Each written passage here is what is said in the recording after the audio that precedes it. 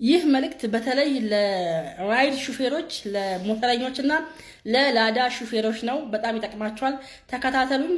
ተመሳሳይ ስራ ለሚሰሩትም አስተላልፉላቸው፣ ይጠቅማቸዋል። እንዴት አደራችሁ? ጠበቃና የህግ አማካሪ ሲናን ግርማ ነኝ።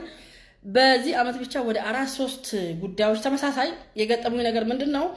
ደንበኞቻችሁ ወይ ደግሞ የማያውቋችሁ ሰዎች በስልክ ይጠሯችሁና የታሸገ ፖስታ ወይ ደግሞ የታሸገ እቃ እዚህ ቦታ አድርሱልኝ፣ እዚህ እከሌ ጋር አድርሱልኝ፣ ወይ ደግሞ እዚህ ቢሮ አድርሱልኝ ብሎ ይልኳችኋል።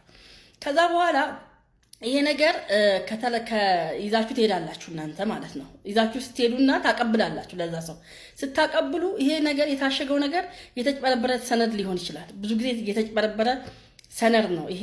ለውጭ ሀገር ቪዛ ወይ ደግሞ የባንክ ስቴትመንቶች ብቻ የተጭበረበሩ ነገሮች፣ የሕክምና ማስረጃ የተጭበረበሩ የሐሰት ዶክመንቶች የተዘጋጁ ናቸው የሚሆኑት።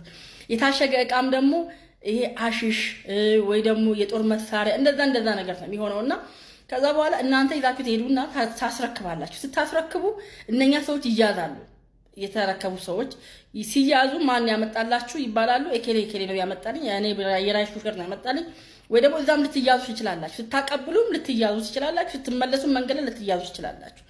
አንዱ ደንበኛ ያውን እዛው አቀብሎ ነው የተያዘው። አንደኛው ደግሞ ተፈልጎ ነው የተገኘው ካቀበለ በኋላ ማለት ነው።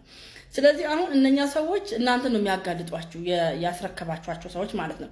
ከዛ ዋናው ደግሞ ሰሪው ይሄን የላካችሁ ሰዎች ሰውዬ ወይ ሴትዮዋ ይሄ ነገር እንደተያዛችሁ ሲታወቅ እንደተያዘባችሁ ሲታወቅ ይሰወራሉ፣ አይገኙም። ስለዚህ ፖሊሶች እናንተ ላይ ነው ምርመራ የሚጀምሩት። የጊዜ ቀጠሮ በጣም ይጠይቁባቸዋል። 14 ቀን 10 ቀን ምርመራ አልጨረስንም ይላሉ። በዋናነት ደግሞ ያኛው ስለማይያዝ የላካችሁ ሰውዬ ወይ ሴትዮዋ ስለማይያዙ እነሱ እስኪያዙ ግብረ አበሮቹ እስኪያዙ ድረስ ብለው እዚህ ላይም ምርመራ እናርግ ብሎ እናንተ ላይም የምስክሮቹን መስማት ይኖርብናል። ቤት ብርበራ ይኖራል። መኪናችሁ ይበረበራል፣ ቤታችሁ ይበረበራል። ምንም በማታውቁት ማለት ነው እንግዲህ። ከዛ በኋላ የጊዜ ቀጠሮ ይሰጥባቸዋል። ምርመራ እናንተ ላይ ይካሄዳል።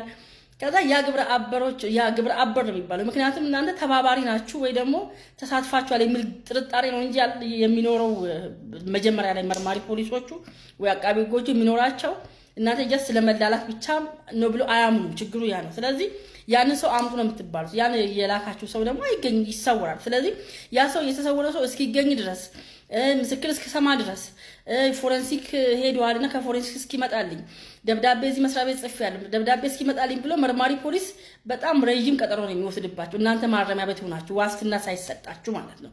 ዋስትና እንዳይሰጣችሁ የምርመራ ጊዜ ይፈልጋለሁ፣ ጊዜ ያስፈልገኛል እያሉ መርማሪ ፖሊሶቹ የምርመራ የጊዜ ቀጠሮ ይጠይቁባቸዋል ማለት ነው። እንግዲህ 1 ወር በላይ 2 ወር በላይ ሁሉ የመታሰር ሁኔታ ይኖራል እንደ ጉዳዩ ውስብስብነት ማለት። ስለዚህ ምንድነው የታሸገ ፖስታ የታሸገ እቃ ይዛችሁ አትሂዱ፣ አታደርሱ።